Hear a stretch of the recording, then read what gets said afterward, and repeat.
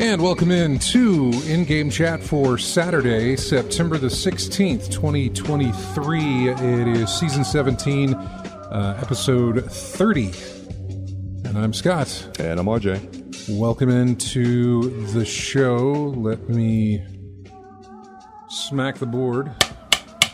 There we go. Good job. Yeah, no. Thanks. All that effort. Anyway, welcome to the show. If you'd like to get in touch with us, I tell you what, don't worry about the phone number today. I got the phones busy. I'm not going to take any calls. Chris, I apologize. Discord's open just in case anybody wants to listen in there, or if, somebody who doesn't normally pop into the show wants to pop in and ask a question, that's cool. But if you want to put your questions, or if you want to put your statements or something like that, you can put them in the chat room for Twitch. You can also go into our Discord, and you can just type those out there as well to get them up there, and just tell us what's going on as far as what you've been playing, or if it's something you want to talk about when we get into the discussion, that's okay too. I'm just not feeling confident taking the phones as far as keeping, I don't want to say keeping you interested, but paying attention. Put it that way. I'm all kinds of out of sorts and weird. But anyway, go to ingamechat.net for all the links to get in touch with us. You can find us on Twitter at ingamechat. You can find us on Facebook there. You can email us, everyone at ingamechat.net. We're streaming right now on Twitch, so you can go and watch us there and join in the chat room there while we're broadcasting. And we would love to see you in there and love to talk to you in there. And also, you can join us on Discord. Easy ways to find us, discord.com. See, Discord's a little bit different or a little bit more difficult than Twitch to find us. You can't go to Discord, look for in-game chat. At least I don't think you can. You can type in, like, Google in-game chat Discord. You might find us. I don't know what you might find. Because that term, in-game chat, is used in the gaming lexicon. You know what I'm saying? Like, we use that term. It's a very broadly used term, so yeah. It has nothing to do with us. It's just what we name the show. So doing that, I don't know. I've never tried to do that before, so I don't exactly know what you're gonna find. But if you go to our website, there is a link to our Discord at the very bottom page of our website, and you can click on that, and that'll get you in there. Again, AC Rith says this is what no Destiny does to your mind. I will start and tell you that I am still banned from Destiny. I started checking in like daily to see maybe if the ban had lifted. I started trying to sign into Destiny. I tried on Sunday, I tried on Monday, I tried on Tuesday. I stopped, I think, after Tuesday, and I realized that outside of me getting an email from them that says I'm not banned, or that they want more information, or whatever the case may be, outside of getting a notification, because interestingly enough, when you do get banned from a game, apparently, there is a notification that Steam sends you. Because the devs or whatever, the developers have notified Steam that you are banned from playing this game. And you get a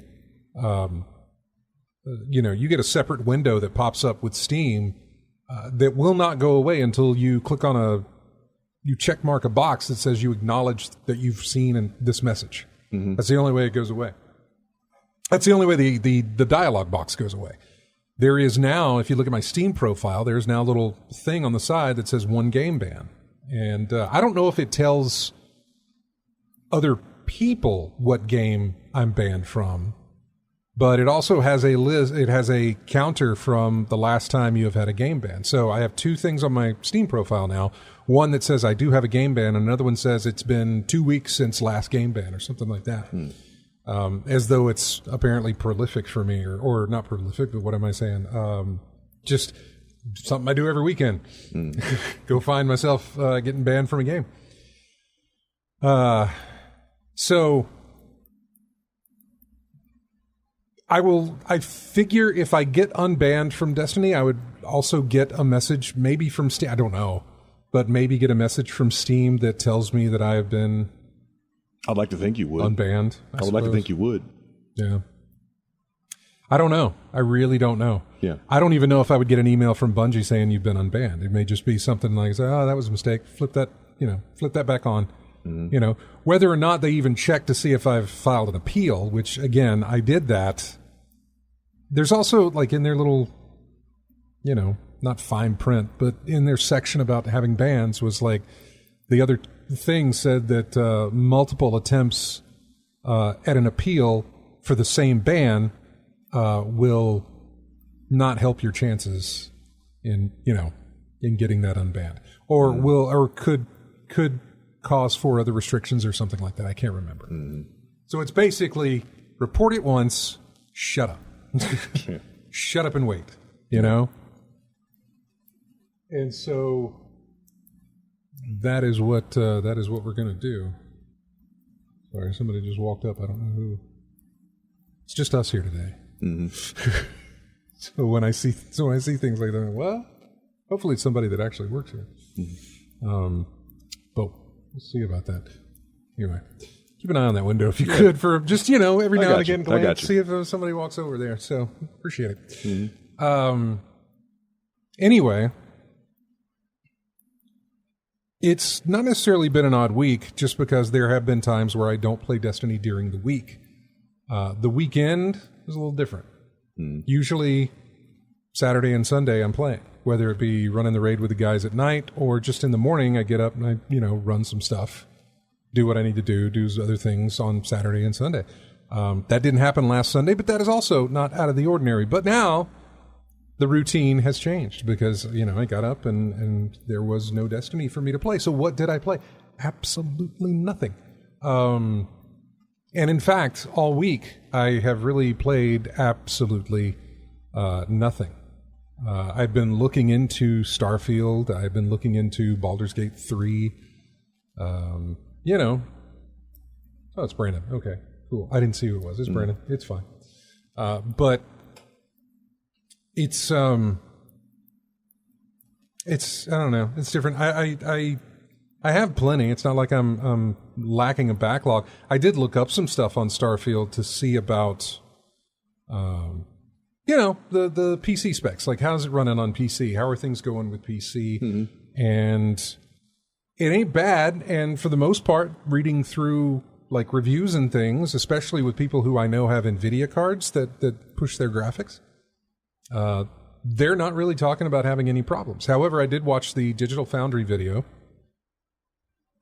which did like a 28-minute video on just the running of it on PC, the comparisons between PC and Xbox Series X, the comparisons on an NVIDIA card compared to an AMD card. What they discovered, or seem to have discovered, is that the game is not... It's not broken by any means, but it is not optimized for people with NVIDIA cards. There are, given certain settings in the game and given the card that you're on, you should get a certain amount of frame rate with this card at these settings, and they're not getting that. However, they are on the AMD side of things, whereas the AMD side of things that they're using doesn't match up to what NVIDIA does. There's less power on the AMD side, so it should, on NVIDIA, should be matching that or exceeding what the AMD side is doing. The keyword should be. Should be, but it's not. Yeah. And to kind of, I don't know if it's rubbing salt in the wound or whatever it is, but Bethesda made a deal with AMD cards, or AMD, that, you know, will promote your cards, will promote your tech with our game. That's not to say that it was supposed to hinder people who have NVIDIA cards. Not at all. But it seems like there's something there to it. And again, let me go back to say that the reviews that I've read from people who I know, in fact, you know, Duke, Steve, who talked to us last week, Matt, they're on NVIDIA cards. They're not having a problem. You know? And I doubt I would either. So, I mean, that's not my hold-off, but it was interesting for me to find out. My hold-off was some of these other reviews, player reviews that I was reading on the Steam store. There was a really nice review written, and I can't remember the person's name. It wasn't anybody on my friends list, but there was a really long and nice review. However, he started it by saying that it's a great Bethesda game, but it's not without flaws. However, I'm coming off of Fallout and Skyrim, having played those with multiple amounts of improvement mods, you know, that they can play. And so my thought in that is that I'm not going to wait for these mods to roll around, but it's like, do I want to start this game now, or do I want to wait until either Bethesda has made some more improvements or the mod community has really tightened down on what they've got to where I can kind of play it at a really good, you know, whatever the case may be, something that I'd be satisfied playing. I mean, do I want to jump into it now? It sounds like I'm making excuses. Do I want to jump into it now, or do I want to wait until they're out there? And I don't really know the answer to that question. I have seen texture packs for Fallout. I have seen texture mods for Skyrim that make the thing look amazing. But that's taken years for them to get there. It's not something that I'm going to be getting in the next few months. I will say that Bethesda did make a press release where they said that updates are coming, that they are going to update it for NVIDIA cards. They're going to add in the DLSS feature, which is what NVIDIA cards pretty much can do. But they're going to add that in there so that those cards can take advantage of that, which it's completely missing in the game right now. It offers no DLSS, which almost any game has that option in there for you to use if you've got an NVIDIA card to take care of it. It does have whatever it is AMD has to the equivalent of that, but NVIDIA cards can't take advantage of that. But yeah, so it feels like it would be good to wait. How long, I don't know. Although the longer I wait, the cheaper the game will become, I imagine. Yeah. Right? Yeah. That's the other thing that's been getting me, too, is because I know on this show for years and years and years, I've always said when it gets to around this time of the month, it's usually earlier than this. If you can, hold off on buying your games, because you're going to see some discounts come November with the Black Friday deals. I don't know that we're going to see the games that I'm holding off on being Baldur's Gate 3 and Starfield. I don't know that I'm going to be seeing some discounts, especially on the PC side of things. $10 less at best. Yeah, you know? Yeah. Maybe. I wouldn't, maybe 15, maybe. But maybe only on the console side. It's so rare to see that on the PC side of things. So I don't know. It would likely be something like that. But yeah, that was my thinking, because I sat down and I thought about it today, because I've still got some GameStop credit that I could flip into some Steam gift cards. You know, I can actually do that online, flip them into Steam gift cards, then apply the Steam gift card to my Steam account, then buy the game that way. Yeah. So I've considered that. Man, I see screenshots, I see people playing, or I see things about it, and I'm like, yeah, that looks cool. I tell you what, I did actually play the game on Xbox. I said that I hadn't played anything, but I actually have. I played Starfield. I want to say it was on Sunday. Maybe it was Sunday. I think it was. But I never picked it back up after I did it. I'm horrible at that game on a controller. I don't think I would be horrible on a PC because of the mouse and keyboard controls. Mm-hmm. But, man. When's the last time you used a controller? I was playing Red Dead for a while. Mm-hmm. But Red Dead Red Dead you can play in first-person mode, and I didn't. But for whatever reason, I got acclimated to their aiming and shooting and stuff, which you don't have that. Red Dead's got that aim assist. Yeah. Where, you can aim down sights and it'll draw the cursor. It'll draw your sight to the enemy that you're closest to, type of thing, or wherever you're trying to aim at. Mm-hmm. It'll put it, square to where you need it to be. You don't have it on free aim. Yeah. Right. Yeah. And I know that's a setting in there. It's just a setting I never messed with. But that was easy for me, That's as far as that's concerned. Did I play any other? I really haven't played any other like first-person shooter type things. I remember a long time ago I went back to Destiny on console. I think that was when cross-save was implemented. Mm-hmm. And I don't know if it was on Xbox or PlayStation that I played it, but I remember playing it and I didn't know what I was doing. It had been forever since I'd used a controller with Destiny. I'd forgotten what the buttons did. But I knew how to... I think I remember you saying you kept mistaking the reload button for the grenade button or something. It wasn't great. It was not great.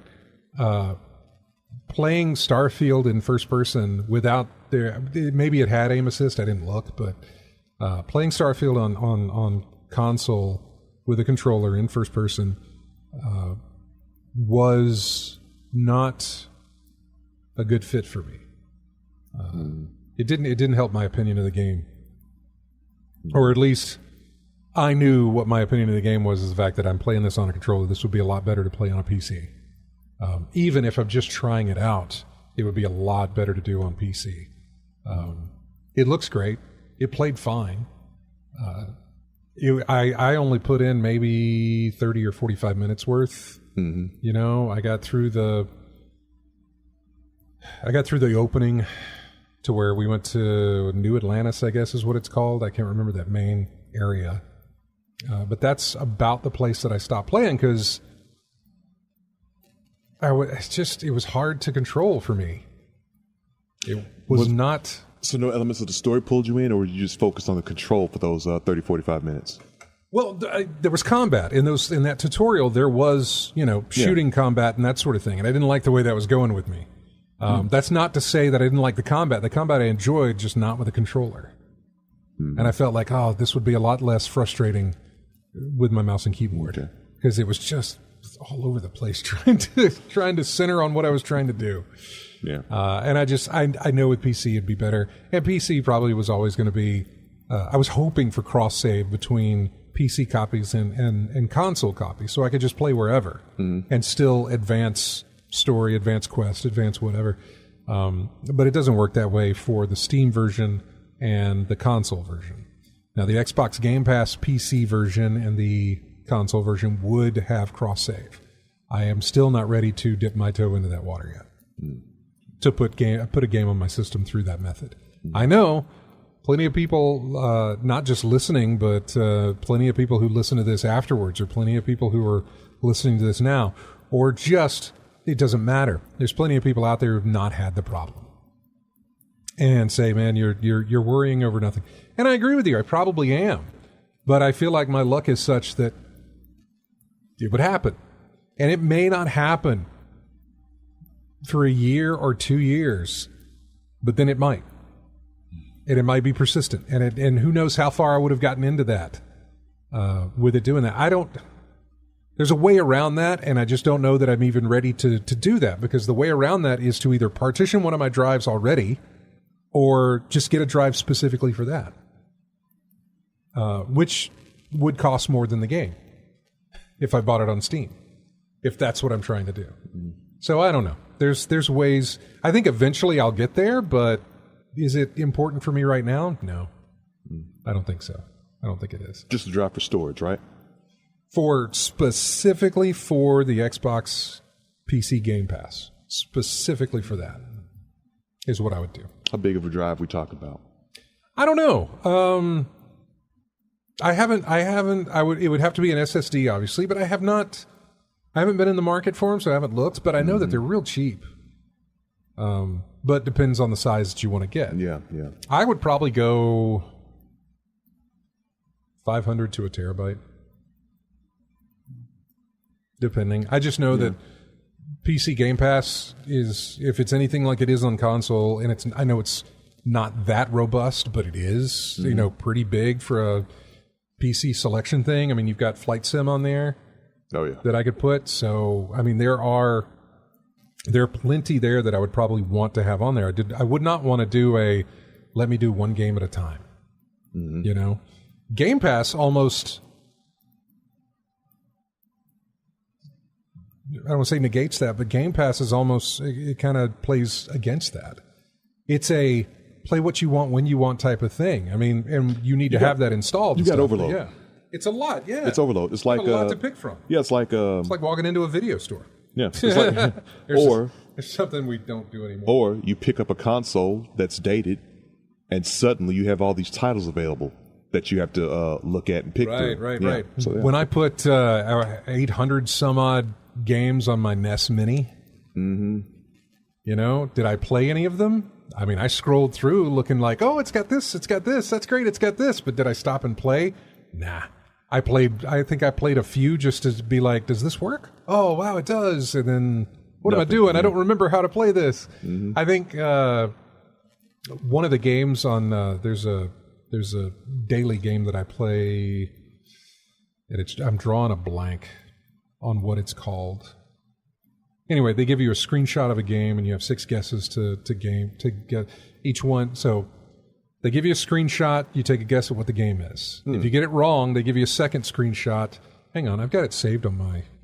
It's on there. Yeah. Guess the Game is what it's called. Huh. It's probably something I'd play. It's guessthE.game. Oh, what do we have to... I haven't done today's. It's got a Western theme to it.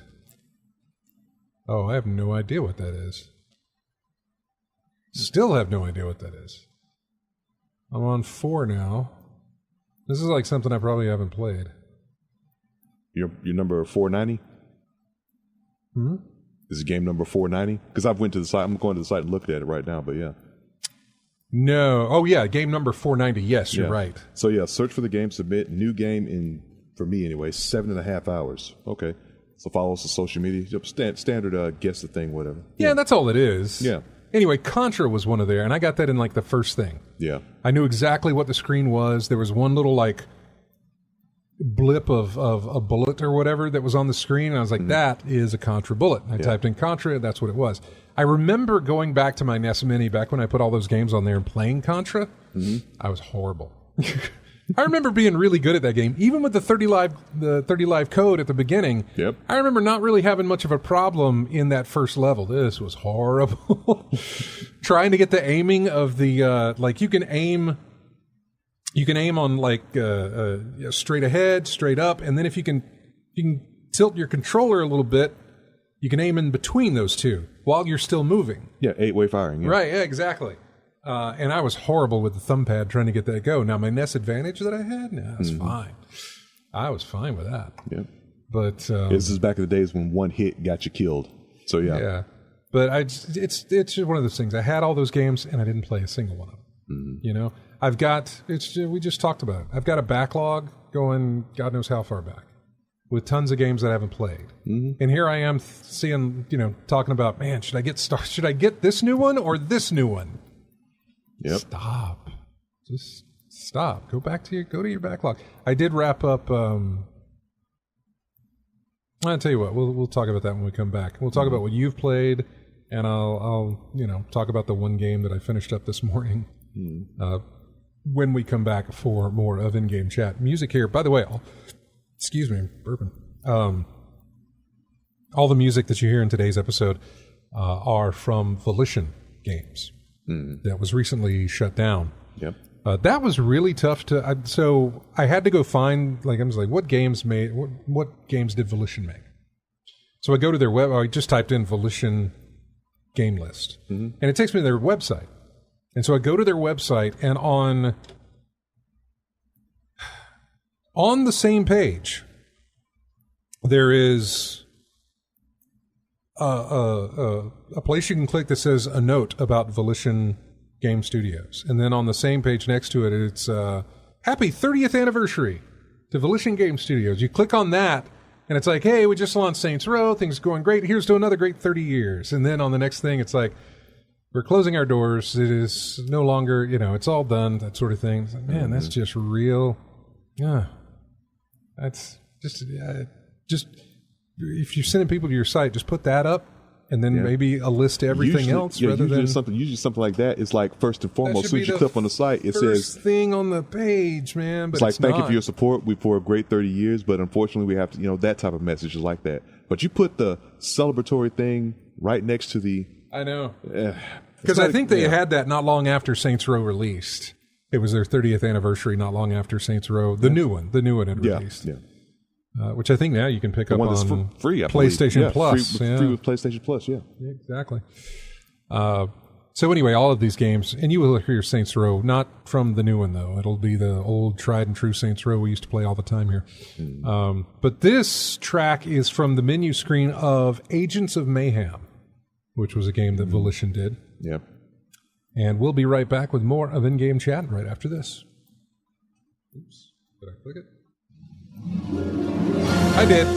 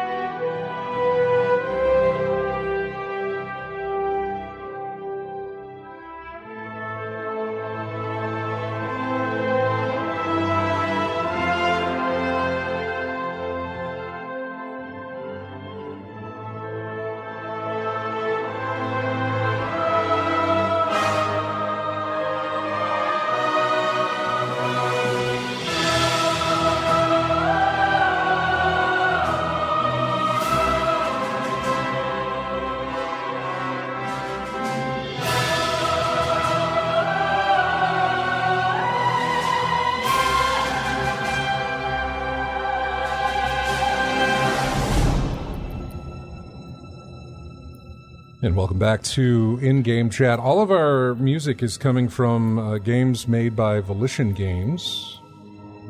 This is an old one. I didn't even know Volition made the game, but when I saw they made it, I looked over onto my computer shelf and saw the box for the same game. It's The Punisher. Old PC Punisher game. I say PC, it was on console too, but I played the PC version.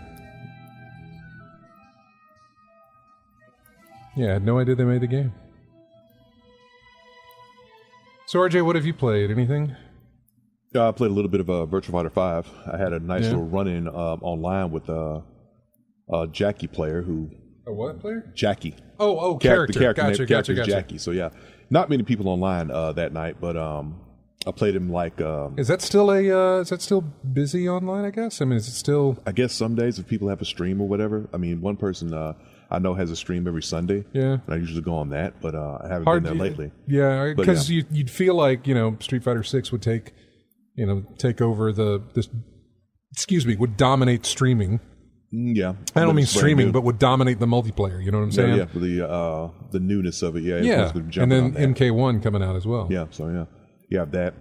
But I was playing him. I had about 4 or 5 matches against him.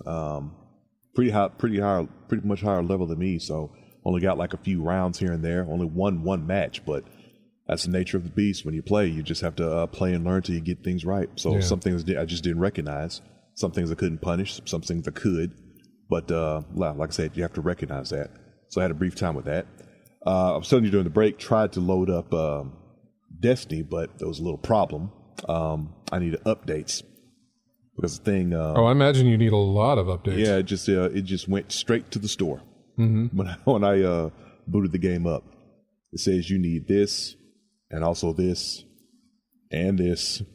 It's like I think it was. It's all free updates and stuff, right? Yeah, it's all free updates. Yeah, okay. It was as the I forget what it was called. It was like something mandatory pack 2, mandatory pack 4, and 6. Yeah, that I had to pick up. Roughly about 25 gigs a piece. I'm sure. Yeah. So not many. Not much time to play that. Probably still downloading now, actually, as we speak. So tried to play it, couldn't do it. Then I played MLB The Show 23 as well. Mm-hmm. Still working on my pitching with Road to the Show. Add a few more pitches to my repertoire. So instead of knuckleballs, knuckle curves, I've added a split finger to the mix now. So I got things that break in multiple directions. I can break inside, outside, or straight down. So I can keep things mixed up. Because the essence of pitching is making changing location in the eye level all the time. Yeah. So if you don't, you're going to get lit up quick. So those 3 is all I've been playing this week. Yeah, Destiny. Just to jump back on that, I was thinking about my ban again. Mm-hmm.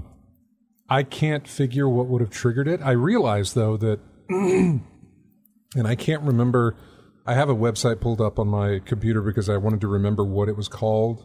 But I downloaded BlueStacks on my PC, and BlueStacks is just a way that you can play it's kind of a cell phone emulator, so you can play cell phone games on your PC. Right.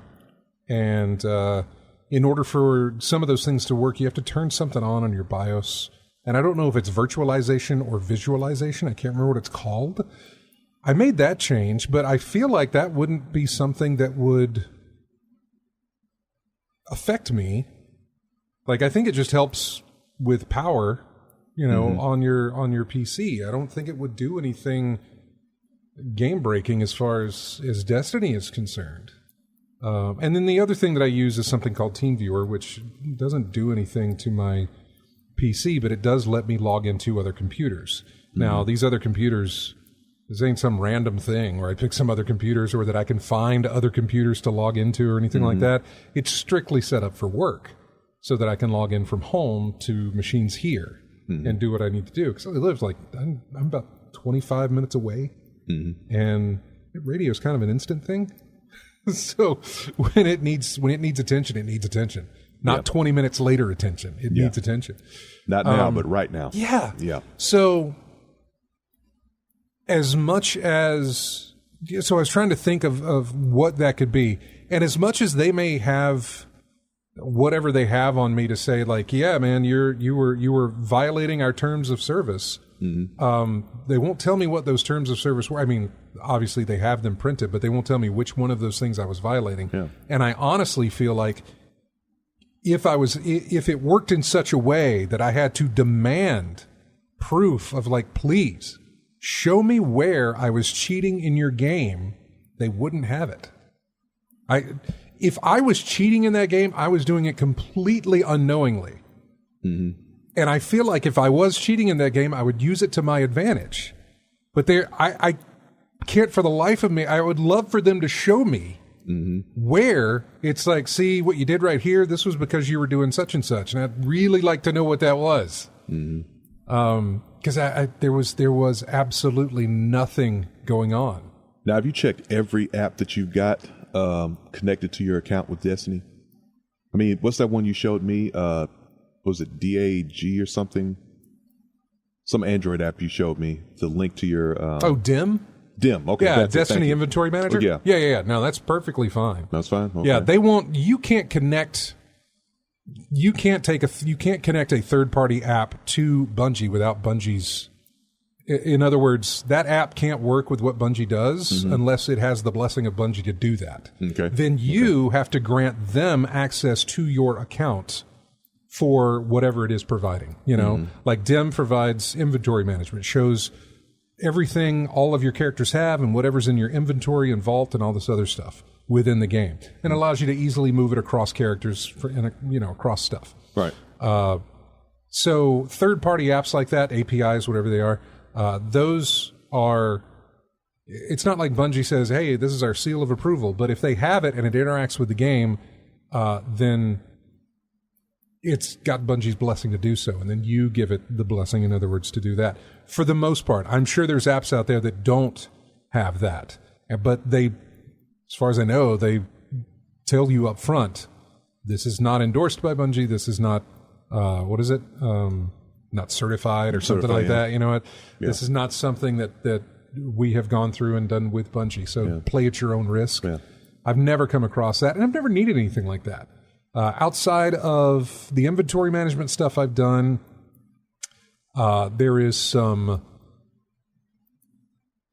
Guardian report type stuff, so you can see, like, hey, how did my match go? You know, it gives you all kinds of stats on what you did on the last thing you did, the last game you played, which, again, I've looked at those, and I've sent those to people whenever they're like, hey, I got banned, and I was like, yeah, here's what I did. If you can show me where I was manipulating anything or screwing around with something, show me, because I lost that day. I played 10 games, I lost 7. I won. No. I played 7 games and I lost 5. I only won 2, and they were the last 2 before I got banned, which makes me think, what did I do in those 2, if it was even in those 2? Because a week prior, I can't tell you how many games of Gambit I played without any problem. Unless that problem was happening there, and that's when they started looking into, what's he doing? But I don't know, because I had played earlier in the week the story stuff on all 3 characters. Never got a ban until I jumped into Iron Banner. So, I don't know. Still, all I got is some glitch or whatever, something that triggered something with Bungie, or someone reported you. I can't think of any other options besides those 2.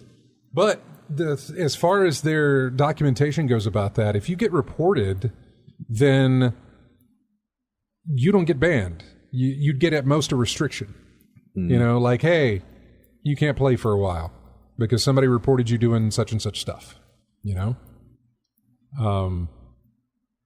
But that's not the case. And again, reading through their documentation on why they give bans, it sounds like that when they get reported that shenanigans are being performed, they look into it. They make sure that what is being reported is the case, and then they issue the ban, apparently without warning. Which, again, I'm like, well, then I have no idea. A person or a bot?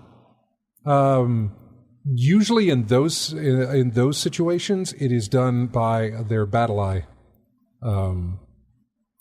program that they have. Not a person. Not a person. Okay. It gets reported, and then a person, I assume, looks into this to see if what is being reported is correct. Now, I don't know if you get the ban before they look into it or the ban comes after they've looked into it. I believe it's after.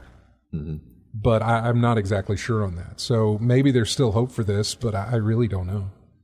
I don't know. And again, I've not held on to the hope. I know we're still talking about it here, and we will probably for a while, just because of how much I put into that thing, Like Wendy and I were talking about the other night. This is the banning, as it were. This is likely the best way for it to have happened if I was going to stop playing Destiny. Any other way, and I probably would have, my willpower be damned, I would have played it. But when I'm forced to absolutely, I cannot play this game, then, there you are. You can't do it. You have to go cold turkey unless you want to start over, and I just don't. I'm not gonna start from scratch. I'd have to create a brand new account. I would on PC. I would have to create a brand new Steam account in order to play the game. So, yeah, it's just not happening. So, and I'm okay with that. I really am. If they give it back to me, I'll probably pick it back up over time. Maybe it'll probably snowball into it. Possibly. There's some weird stuff going on right now with Destiny, by the way. There is I say horrible, more like hilarious weapon glitch that is going on. Where you can mix and match weapon traits. So I can put a shotgun frame on an auto rifle. Yeah, I know. Basically, it fires like an auto rifle, but it hits like a shotgun. Each bullet. Yeah, no, it's amazing. You can put grenades on swords. I mean, grenade launchers on swords. Or maybe you can do, you can't throw a sword. But there's just rocket launchers with, who knows? There's just all sorts of things that are going wrong right now with the game. And apparently they found a fix and they're going to fix it, but they did issue, they're like, look, this is an exploit on our end. Nobody's going to get banned for using this. So just go out there and have fun with it. So that's what's happening currently. So it's mayhem all over again. It is massive mayhem.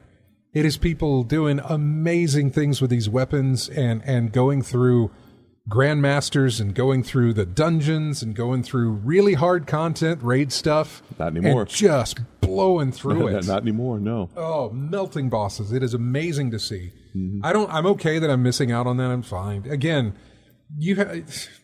I don't know what you, as in the people listening, have experienced with, and I guess I could say addiction, but I don't know what you've experienced as far as being unable to, access something that you once had access to all the time. I don't know how to phrase that. I don't know how to word it.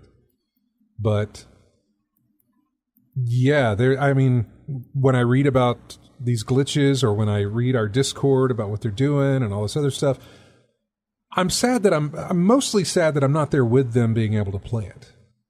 I'm not sad about playing the game in general. Just sad that I don't get to play it with them anymore. I miss out on the group stuff. Yeah. That's what my takeaway is. How big is that clan now? It's a pretty big and active clan, both on console and PC. Yeah. So, it's really good, but I'm not there with it. Yeah. And that's the sad part, I think. Yeah. I'm not sad that I don't get to play it anymore. I'm sad that I don't get to play with my friends anymore. That's the big one. That's the hurt. So. And the not knowing why. Yeah, I don't hold on to hope that I'm going to hear back from them. I never held on to that hope whenever I filed the appeal. Because I just know how these things go. When you get banned like this, and that's the other thing, that I just don't have, I don't have the energy to fight it. I really don't. I think years ago, ever how long ago, who knows, I would have raised a stink on it. I would have reached out to people that I know at Bungie, which I don't know anybody there anymore. They've all moved on. Daniel doesn't work for him there. Rob doesn't work for him anymore. Yeah. But I would have elevated it on Twitter. I would have tried to call him out. I would have done all this stuff. I would have just jumped through the hoops as hard as I could and as fast as I could, trying to get it overturned or at least something out of it. It's just not there. Yeah. It's not there anymore. Like, it's just, I don't have that energy to fight that. I'm like, you know what? Okay, fine. Yeah. If it comes back, it comes back. But if it doesn't, I am not holding on to the hope of someday getting an email from you guys or someday being able to play this game again. If I keep doing that, it's just, that's going to be, I don't know.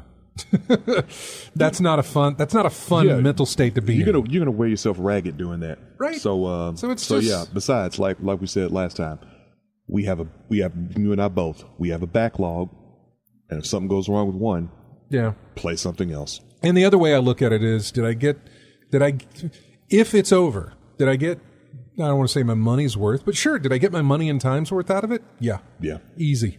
That's an easy yes. So I'm really fine with it. It does make my weekend mornings a little bit different to like, hey, what am I going to play? Because normally I do that, but now it's like, all right, I'll find something else. Mm-hmm. Something else will come along. Something else will not necessarily, I don't want to say it'll take that place, because I don't think I'll ever find something like that again to where it just goes on forever or seemingly goes on forever. Yeah. So a game will at least take your time for the next decade. Yeah, or yeah. So I was thinking about Control. I'm still looking at Control. Mm-hmm. I actually played House of Da Vinci 2 today because it was like 11:30 and I hadn't picked anything, and I was like, well, let me see where I am there. Clicked on it, opened it, found out that where I left off last time, I was two puzzle solutions from the end of the game itself. So knock it out. I put 30 minutes into it and was done. And so I finished that one. So anyway, we got to go. We're here at the top of the hour. When we come back, we'll jump into news. Chris left a message there about what he's playing, and I'll read some of that there for you. But we'll jump into some of the news. I mean, we've still got old news from long ago, and then we've got stuff that came out this week as far as news is concerned. And we'll cover it here. We got music here from, another Volition game, Saints Row the Third, which honestly I think that was their peak. That was the good one, yeah. I don't know how Saints Row 4 did when you became president and you got all these superpowers and all this other stuff. I think the superpowers things. Was it overkill?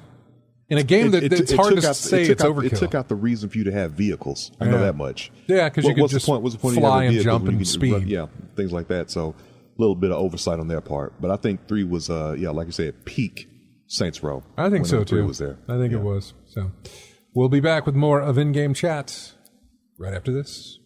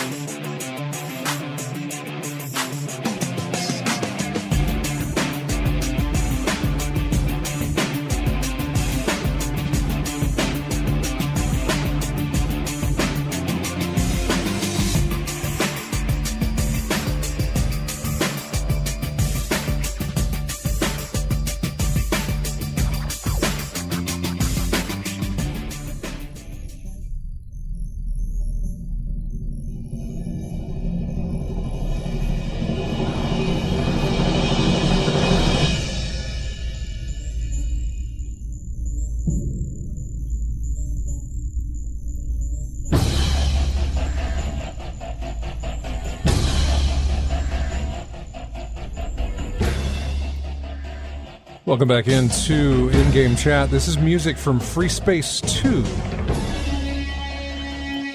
Name of the track is called Revelation. Another game made by Volition Studios. Red Faction, by the way, is on the way next for our music. They did a lot of those. In fact, this is Free Space 2. They had done Free Space 1 and 2. They did Saints Row all the way through what we got on that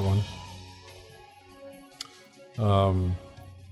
Red Faction, Guerrilla, Red Faction, I think it was Red Faction, there's another one, Red Faction something. But anyway, all the Red Faction series, they made those as well, so there you go. Chris sent a message here on Discord saying that he's still playing Final Fantasy 16. He saw the new Contra game trailer from the Nintendo Direct that took place this week, and the new FF7 remake trailer, which was in the Sony thing. We had two Nintendo did a presentation this week, and Sony did a presentation this week. He says he had to buy the collector's edition of the new FF7 remake coming next year. FF7 Rebirth is the name of that one, and he got the collector's edition on that one. I believe it comes with a statue of Sephiroth with it. From what I remember seeing, looking at Wario's Twitter feed, X feed, whatever you want to call it. If I say X feed, I think I'm talking about something else. Twitter sounds better, and everybody knows what I mean. X feed thinks I'm looking at something I shouldn't be on the internet. So yeah, but yeah, Nintendo had a direct and Sony had a thing. Nintendo, it was big Mario based. Like they showed off. Well, I don't know. We've got it right here. Everything we saw at Nintendo's Mario stuffed September Direct. And there was quite a lot dealing with Mario, but it was stuff as well. We saw some Splatoon 3 stuff, the expansion pass. There was Prince of Persia: The Lost Crown, that was shown off. Some more gameplay from that. I'm not really worried about that game as far as, is that going to be interesting to me? Yeah, it is. It's not like I need to see more of it. I'm good. Horizon Chase 2, which is an arcade racer. It was released the very same day this Direct hit, so you can actually buy it online now. Super Crazy Rhythm Castle, Spy X Anya, Operation Memories. It's an anime game I'm not familiar with whatsoever. Another Code Recollection, not familiar with that. Saga Emerald Beyond, again, nope. Tomb Raider 1 and 3 Remaster coming out to Nintendo Switch on Valentine's Day of next year. The return of Detective Pikachu, that happens October the 6th. Trombone Champ on the Switch. I believe it's out now. Like Guitar Hero? Kind of worse. I don't want to say worse. Well, because... Needs a peripheral. No, it doesn't need a peripheral to play. You can play it with a controller. You don't have to play with an actual trombone to make it work. That ruins the feel of it then. Yeah, exactly. You need a trombone controller. It's done more as a humorous game because you can't stay in tune with it when you're playing, and so it's kind of funny that way. But yeah. Battle Crush was shown off, which is a free-to-play game online. War Tales was another one. Contra, which is basically a reimagining of the first game. It's coming out next year. Unicorn Overload, which you think sounds like a nice little kiddie game, but no, man, that is a what is it, Atlas? I think Atlas Games. Yeah, it's one of those very very Japanese type things, and it releases March 8th, 2024. RPG type stuff. A HD remake of Luigi's Mansion 2. The massively multiplayer game F-Zero 99. This is the one where 99 people race on the same track online. And you get eliminated as you go. And you try to stay in first, or try to get to first place, or at least try to finish. But it doesn't end until one person is left. So it's Fall Guys. It is, yeah. With motors, well, they've done this. Nintendo's done this. They did it with Pac-Man 99. They did it with Mario 99. Okay. They did it with Tetris 99. Okay, I remember that one. Yeah. Yeah, I did. So, everybody was playing their own thing, but this is a racetrack with 98 other people. And you, all trying to survive. So... And assume that some of them cannot drive. Yeah. Because hitting other cars or hitting other racers will damage your health. Hitting the sides of the track will damage your health. So, you gotta play carefully and smart. I guess I haven't tried it. Bandle Tale, a League of Legends experience. Song of Nunu, a League of Legends story. A lot of League of Legends stuff there. WarioWare Move It was shown off. Another Japanese game I'm not familiar with. Ayuden Chronicle 100 Heroes. Eastward Octopia. No. Wargroove 2. Dave the Diver coming to the Switch. I know Matt's played that one. The final wave of the booster course pack for Mario Kart 8 Deluxe Wave 6 was shown off. Among Us, a new expansion for Among Us.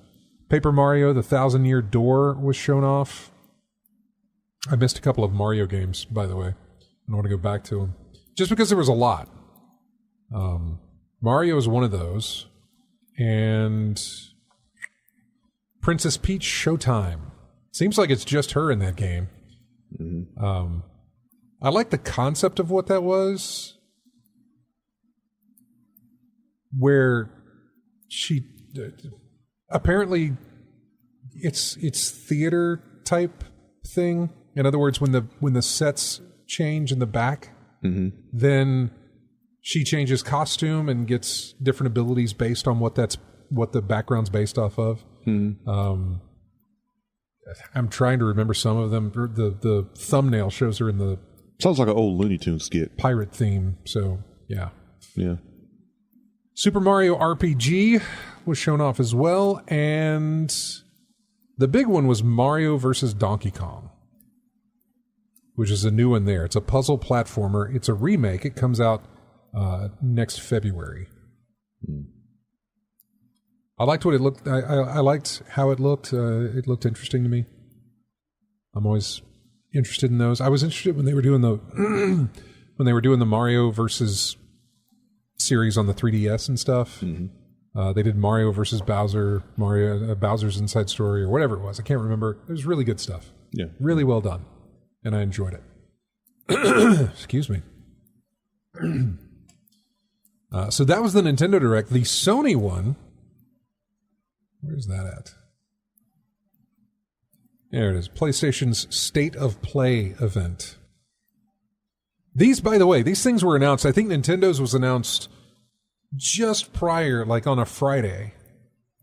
And was like, hey, next Wednesday or whatever it was, next Wednesday or Thursday, we're going to do a Nintendo Direct.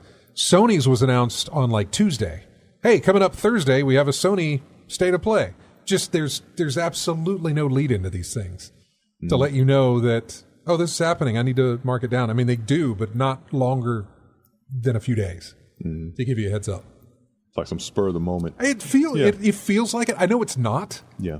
But it feels like it is.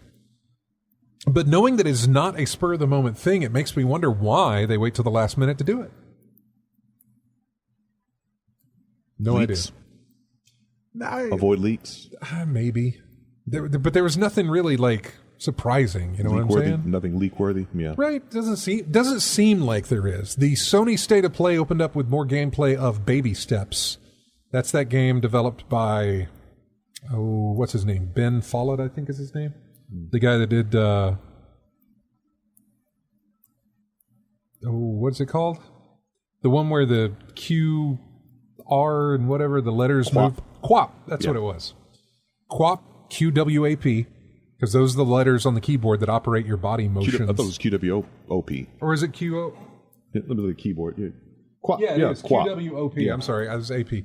QWOP is how you move your character. Poorly. He did another one called Getting Over It, where you were doing the same thing. The Rage Inducer. Yeah.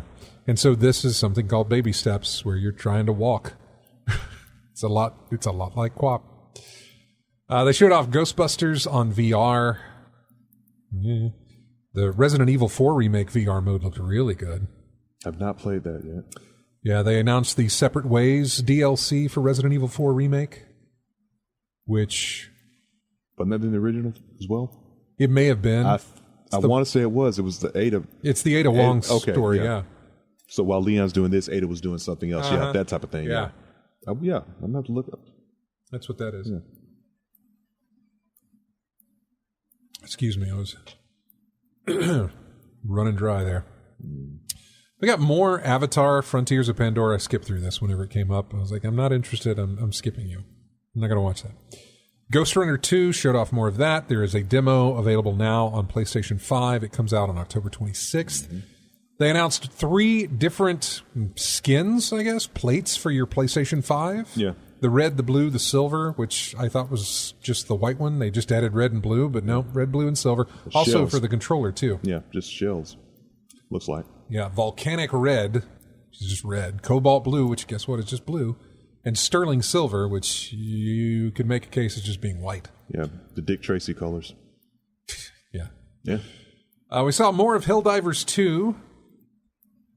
mostly the co-op play is what they showed off. And of course, while it's happening, I'm thinking of Destiny. I'm like, hey, wonder if that'll scratch my itch. And I'm like, man, don't worry about that. Don't look for the next Destiny.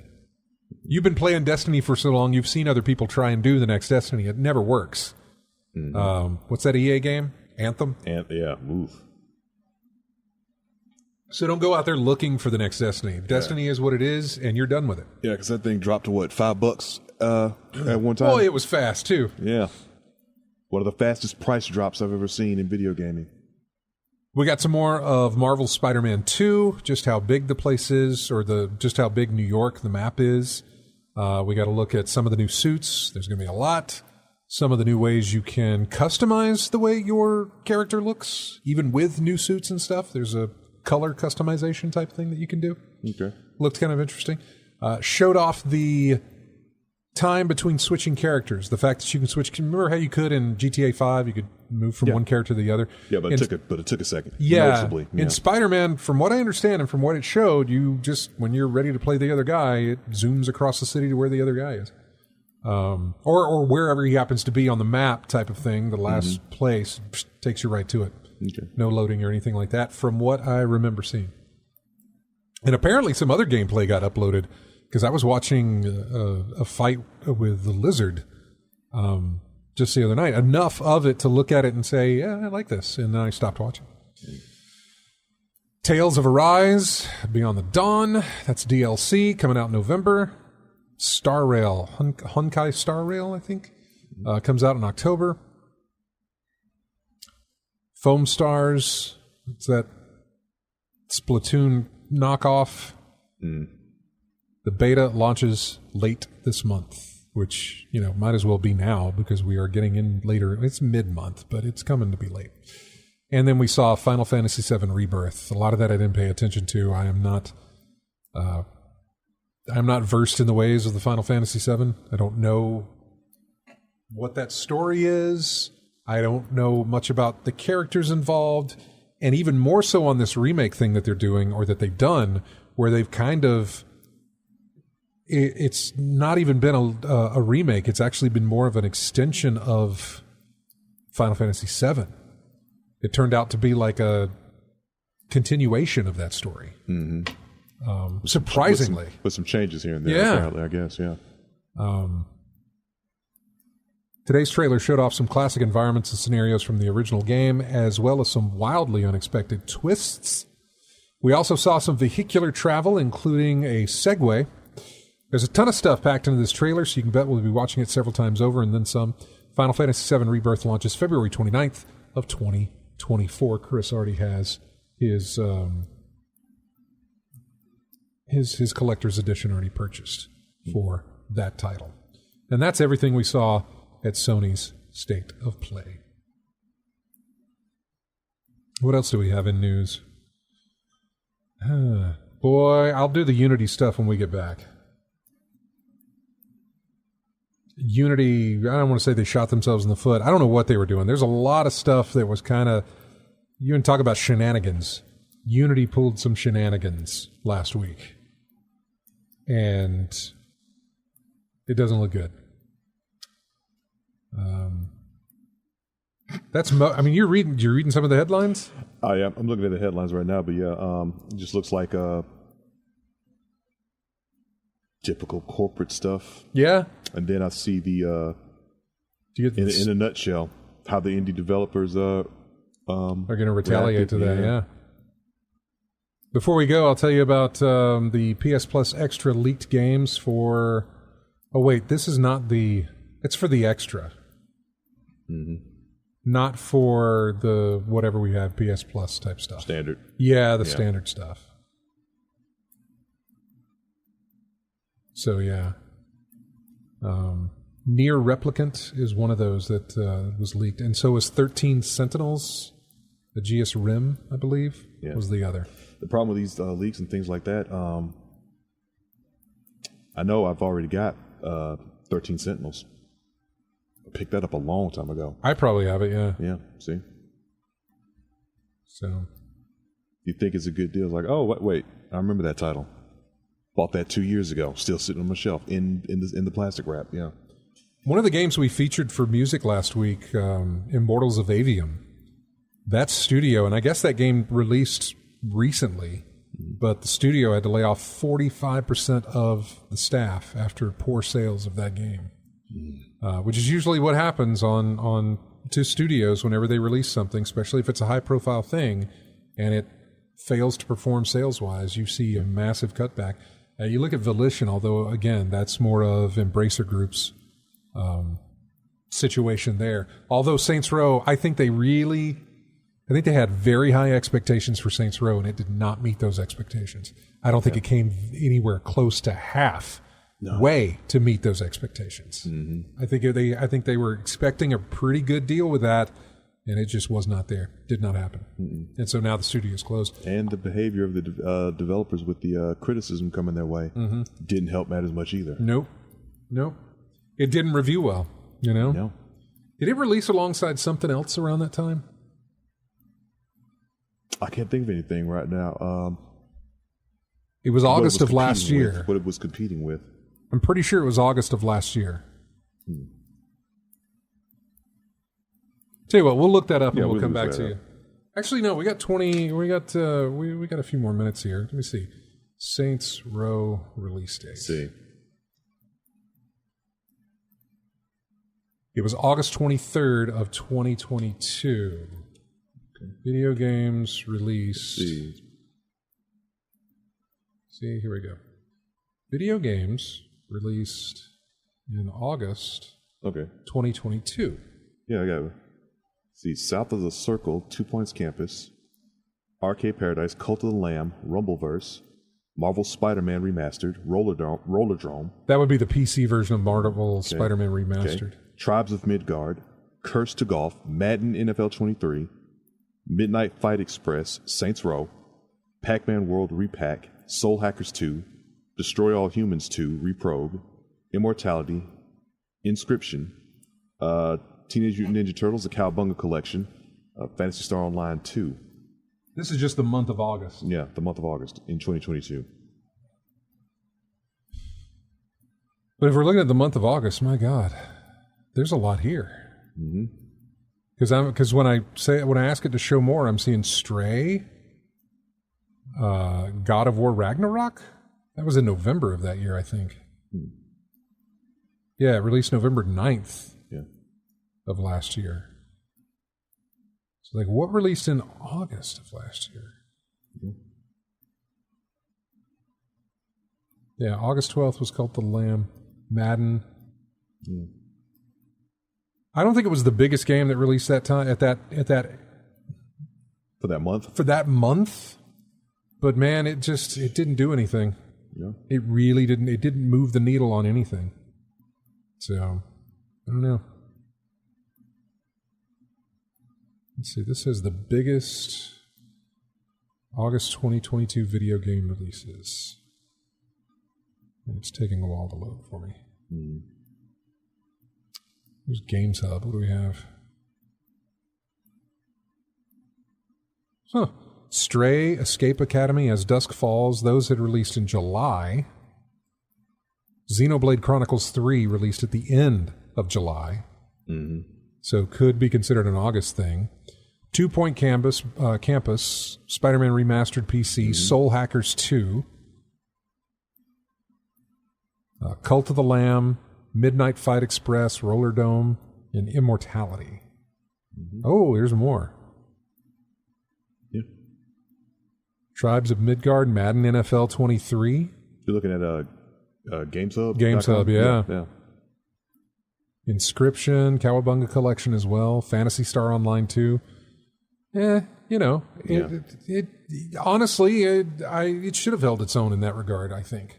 Yeah. I don't think there was anything that was really pushing it down the list, nothing I'm seeing on this list. I mean, it didn't knock any socks off. I can tell you that. It didn't review very well. Anyways, but I'm saying, but the reviews, was it from gameplay or the developer's behavior? Because we saw what was coming, and people expressed their opinion on it. Yeah. And the rest is history. That's it. And so Volition is no more, but we are playing some music from their games. This is Red Faction Guerrilla. The name of this track is called Genesis. We'll be back with more of in-game chat right after this. I pressed you. Oh, it's on some kind of delay. Weird.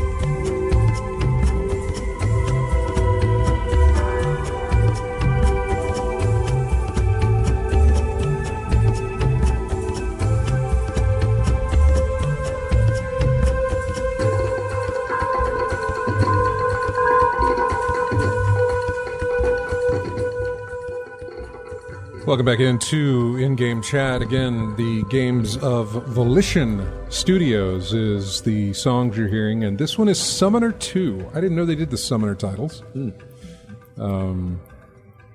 But yeah, Summoner 2 was a Volition Studios game. This is music from it. This is the title track, basically. Welcome back to the show. It is our final segment here for this episode, and we want to talk Unity. And I don't mean coming together and loving one another. There is a company called Unity which provides development tools to a lot of developers, indie developers mostly, because it is considered an indie developer tool. And a lot of companies will take advantage of that because it is very cheap. I don't mean cheap. Cheap in what we would consider cheap, it is in the thousands and thousands of dollars. But at such a low cost that these indie studios can afford that, or at least affordable. Yeah, or at least get the loan to get it. And then once the game sells, in the hopes that it does, they can pay that off. I actually do not know how much any of that cost. It probably would have been in some of the stories here, but there was a lot of stories about this. Let me see if I can find, where would it have started? Here it is. GameIndustry.biz had one. Starting January 1st, a Unity runtime fee will be charged to any game that has passed a revenue threshold in the past year and a lifetime install count. So in other words, they have to make so much money, and they have to have installed so many times, and then that's when this fee would kick in. Mm-hmm. The amount of the fee and the thresholds in question vary depending on the type of Unity subscription that the developer has. So it's a subscription base. It's not a whatever. They have to pay a subscription to it. AC Wraith says that the bottom tier of Unity is free. It always has been. It just has some limits. Most studios don't go with the bottom tier of that. But then again, some of them do. And this still would apply to them, I believe. For Unity Personal and Unity Plus users, the thresholds are $200,000 in revenue a year and 200,000 lifetime installs. For Unity Pro and Unity Enterprise accounts, the thresholds are $1 million in revenue a year and 1 million lifetime installs. The fees also vary. Unity personal developers have to pay the most for every install above the threshold, and that is 20 cents per install. Enterprise pay the least at 1 cent for every install above the 2 million. The fees are reduced for developers in emerging markets, with Unity personal accounts paying 2 cents per install, enterprise accounts paying 0.005 per install as well. Existing games that were built on Unity will also be hit with these fees if they meet the thresholds beginning January 1st. It's almost like it's retroactive. Mm-hmm. Like, hey, you did cross this, and then you had all of this stuff, so now we're going to charge you this much for it. This is why, after this was announced, you saw the developer of Cult of the Lamb issue a tweet saying, if you want our game, you better get it now, because we will be delisting it come January 1st. Mm-hmm. Because they didn't want to get strapped with what this thing was about to do to them. Mm-hmm. So, yeah. Unity, by the way, is run by... I'm going to mess up his last name, but he used to be the head of EA. John Riticello, I guess, or Riticello is his name. Anyway, he runs Unity now. He's the one that pulled the trigger on this thing. And the backlash has been massive. We talked about the fact that the developers of Cult of the Lamb said, we're going to take it down January 1st. We are delisting it. It will be back no more. Because we don't want to, we don't have to pay. So buy it where you can. Yeah. Which, I mean, you can buy it on console, on PC. It's out there for you to buy if you want it. And I don't necessarily know. I don't think they've issued another statement saying that, hey, we're going to change this, because Unity has been tap dancing all week, trying to put the flames out on this. They backtracked on their plans to charge developers for game installs. It regrouped, from what they said, to further discuss some of the issues raised by game developers and made some concessions. Initially, they planned on doing that fee. Unity has now said that download fees would be charged by Unity to subscription service owners. So Microsoft, in the case of Xbox Game Pass. So in other words, we're not going to take it from the little guy, we'll take it from the big guy. Well, the big guy don't like getting his money taken either. The big guy likes to give out the money for other things, but big guy doesn't like it when you're taking money from them. Mm-hmm. It's not necessarily something that's going to... Yeah, I know. I haven't gotten to that part yet, AC Wraith. That's coming. I'm sort of going down the timeline here. So now they're saying whoever holds the license will foot the bill, said Falconeer developer Thomas Sala, who wrote on Twitter today. If you are a porting studio that ports and builds for others, I'd be having some discussion with your Unity 3D rep. Because it's going to be bad. The backlash to these plans has been unanimous. Dan Marshall told Eurogamer that Unity's move was an absolute catastrophe and that he would be jumping ship to Unreal as soon as he can.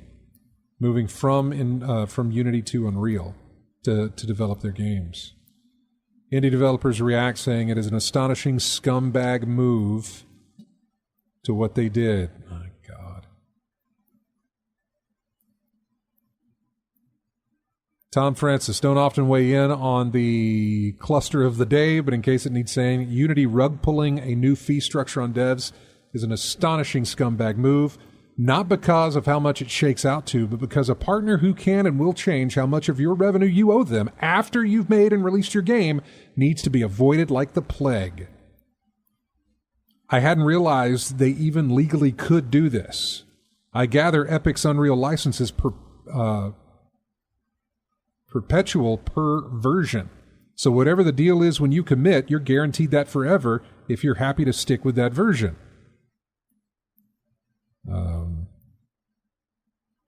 Somebody else said, if you buy our Unity game, please don't install it. Over the Moon Games. Hey, Unity, our game The Fall was on Epic Games as a free game. I was quite happy to sell them the rights for peanuts. And the game was installed like 7 million times. How do you propose this will work? I'd owe you more money than I've made in my life. Literally. Yeah.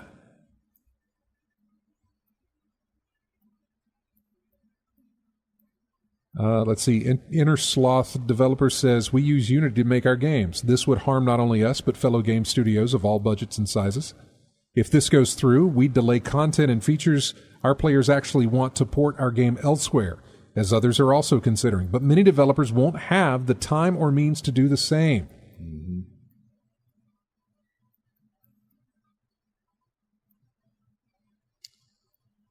I don't know who Brian Bucklew is. I would bet a decent amount of money that I could port everything in QUD over to some other stuff. The only thing we'd lose is mobile and console, which is big enough to stick around, but it probably won't be a blocker forever. This will be a definitive goodbye for me. This will absolutely be the last Unity game from me, 100%. This comes from Agro Crab. Today, Unity, the engine we use to make our games, I think they made Crab Battle, announced that they'll soon be taking a fee from developers. Guess who has a somewhat highly anticipated game coming to Xbox Game Pass in 2024? That's right, it's us and a lot of other developers. That means Another Crab's Treasure, which I guess is the name of the game, will be free to install for the 25 million Game Pass subscribers. If a fraction of those users downloaded our game, Unity could take a fee that puts an enormous dent in our income and threatens the sustainability of our business. And that's before we even think about sales on other platforms or pirated installs of our games. Mm-hmm. Think about that. They do say they have a way to detect if it's piracy or not, but you got to take their word for it. Yeah. Or even multiple installs by the same user. Right. Delete the game, install it again. Delete the game, install it again. That's fee. Yeah. I get it if you buy the game and you own it. Mm-hmm. Like, for every sale, we'll take a cut, which I think they probably already do. Mm-hmm. But it's not that. It's every install. Every install, yeah. This decision puts us and countless other studios in a position where we might not be able to justify using Unity for our future titles. If these changes aren't rolled back, we will be heavily considering abandoning our wealth of Unity expertise we've accumulated over the years and starting from scratch in a new engine, which is really something we'd rather not do. But if push comes to shove, man. Yeah. Then it gets worse. But wait, there's more. Now, Cult of the Lamb, I told you about that one. They said that, look, we built our game on Unity. We're taking it off January 1st. Yeah. I don't know that that's been updated or not. Here's where it gets worse. Or more interesting. Yeah. Unity executives sold thousands of shares of stock in the weeks leading up to the highly controversial announcement about this change. Mm-hmm. What? Yep. I wonder if Turnip Boy Commits Tax Evasion or whatever that game is. I wonder if that was built on Unity. What? The company has subsequently softened its stance slightly on a couple of aspects, but fury across the industry remains. Behind the scenes, CEO John Ricciello, whatever, shifted 2,000 shares last week on September the 6th, which noted this move was part of a trend over the past year where the exec has sold more than 50,000 shares in total and bought none. Several others on Unity's board of directors also sold shares in the past few weeks. One guy sold 37.5 thousand shares on September 1st. Got about $1.5 million out of that. Another guy sold 68,000 shares on August 30th. Got about $2.5 million for that. Mm-hmm. I want to say fire sale. Yeah.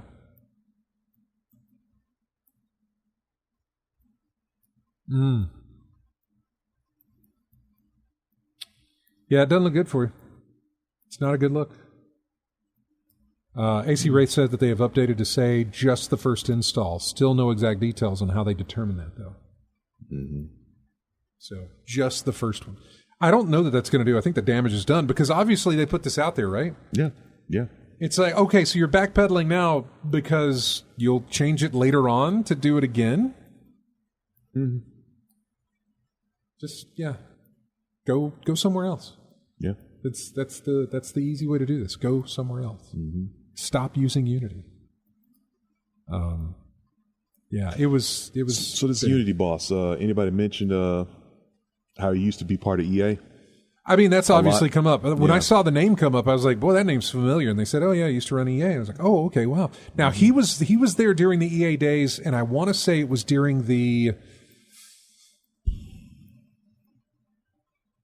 Was it the Dead Space Mirror's Edge days?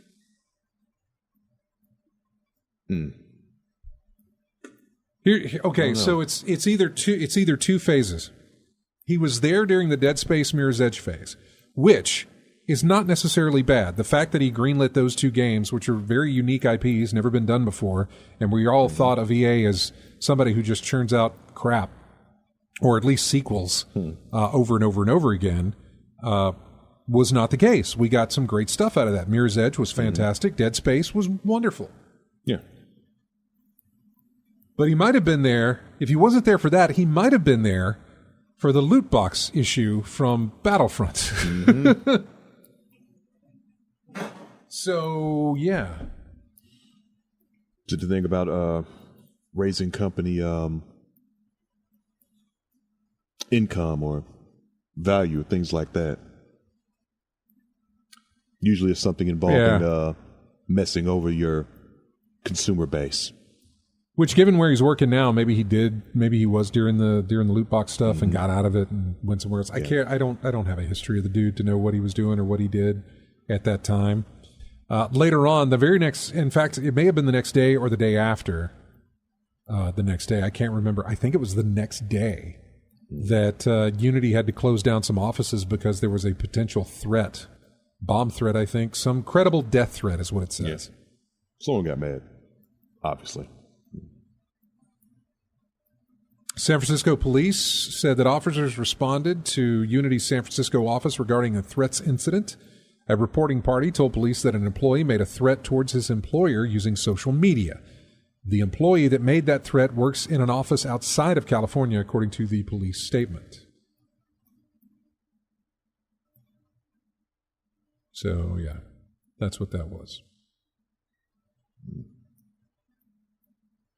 See, I don't know how... Seriously, that story came after the stock selling story. So it's like, here's people who work for Unity, who probably had no say in this whatsoever. And this company did this, which is now hurting them. Yeah. And it's not worth it to throw out threats, but I'm not surprised that it happened. Yeah. You're messing with businesses, livelihoods, things like that. Yeah, you're... So let's see, what else? The stock was sold, Unity will quietly waive controversial fees if developers switch to its ad monetization service.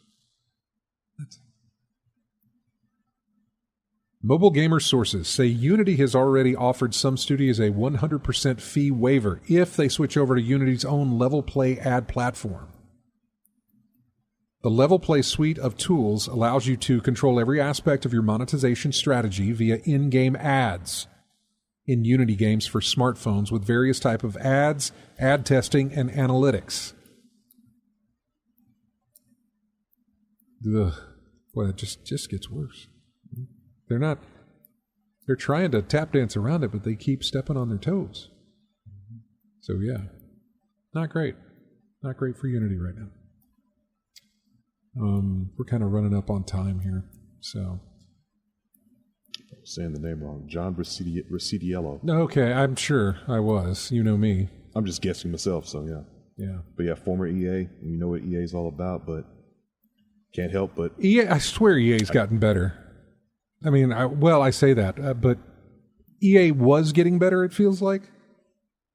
There was a time, I'm going back to the Mirror's Edge Dead Space days. Yeah. There was a time where... I'm still thinking about now, because I'm remembering what I'm seeing what happened with the latest Madden, and I'm like, yep, same old. You remember the GIF, right? Which one?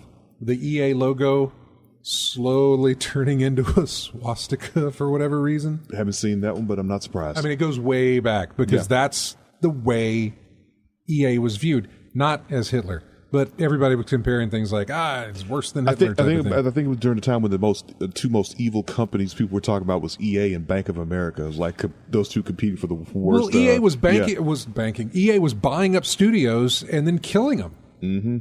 You know, and we're going to buy these studios and then we're going to get rid of them. We're going to own the IPs, but we're going to get rid of the studios and the people that we just bought. Yeah.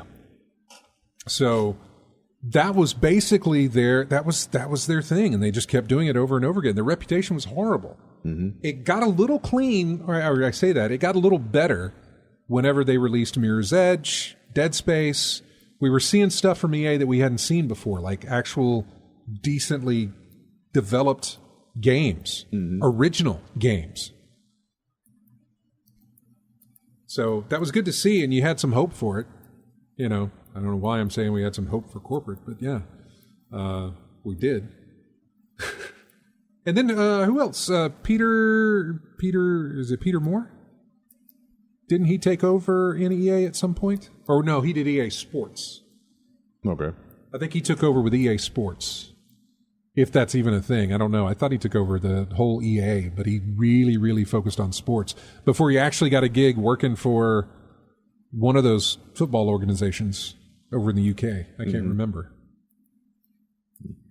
So it's the same thing. It's like between FIFA and NFL, that doggone exclusivity thing. Still, after almost 20 years, still got a monopoly on it, and you get the results you get, man. Who's the other? Well, see, Microsoft is doing it now, but see, Microsoft isn't killing off the studios that they buy for the most part. I can't think of any that they've had to close or shut down or whatever to, but they are buying up studios left and right. Mm-hmm. Microsoft did. Sony's doing the same thing. And now so are like Tencent and a couple of others, some of these other companies who they got their toes in everything. They're not just a video game company like Microsoft Sony, which Microsoft Sony isn't just a video game company. Mm-hmm. But like EA is a video game company, and they were buying other video game studios. Mm-hmm. Embracer and Tencent, they got their hands in movies, they got their hands in TV shows, they got their hands in video games, they got their hands in all sorts of other entertainment, stuff. Basically. Yeah, just entertainment, yeah. And all of its in all its forms. Yeah. Yeah. Making buttloads of money. Yeah, especially the video game market. Mm-hmm. So it's like I said, looking at this whole thing, man, it's like typical business executive decisions. Whatever increases our bottom line, no matter what the fallout, have at it. Well, I'm happy to see. Yeah, but then it gets public and people are responding. Yeah, I'm happy to see the fallout. Like, I'm really glad they're sort of exposing. I don't want to say exposing that, but really voicing their, their grievances on this, and doing it in such a way that is almost like, well, if you do this, then we're doing this. Like, almost, in other words, something we didn't talk about. Yeah. Because I don't think I have it in here, but oh gosh, Bill. Is it Willingham or Williamson? Willingham? Mm-hmm. The guy who wrote Fables and created Fables. Okay. The comics.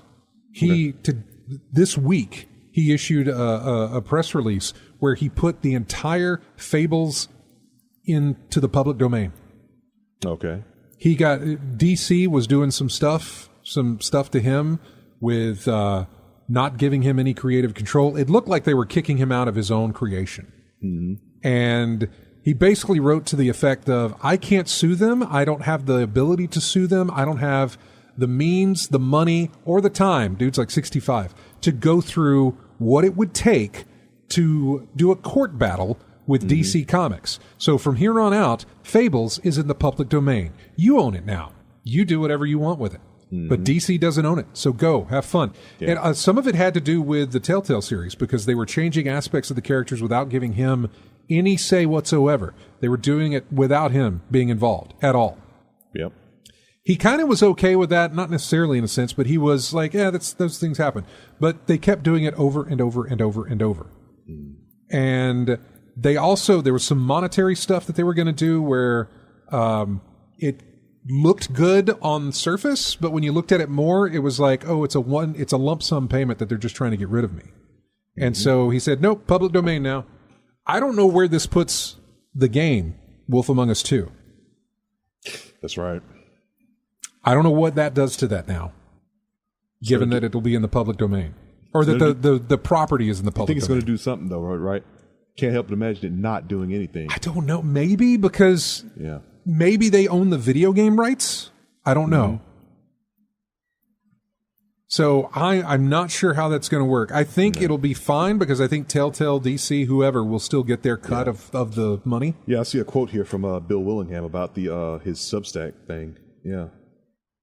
I mean, first they tried to strong-arm the ownership of Fables from me. When Mark Doyle and Dan DiDio first approached me with the idea of bringing Fables back for its 20th anniversary, both gentlemen since fired from DC.